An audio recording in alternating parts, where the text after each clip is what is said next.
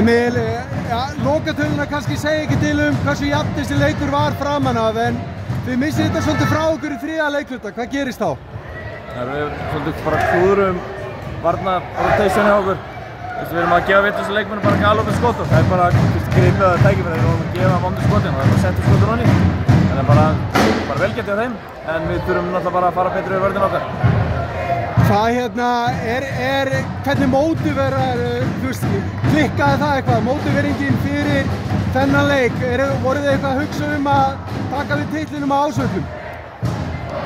Nei, ég held ekki. Ég held að sé enginn sem fari í leik með eitthvað að huga bara að taka titilins annars staðar heldur núna. Við náttúrulega bara reyndum að það verður pælingi sko, en bara það er góð að vita að við vorum yfir, þannig að við fáum séns til að taka núna heima, þannig að það verður bara allt eða ekkert. Ég held að bara allir vilja fá það leik og þannig að það verður bara gaman.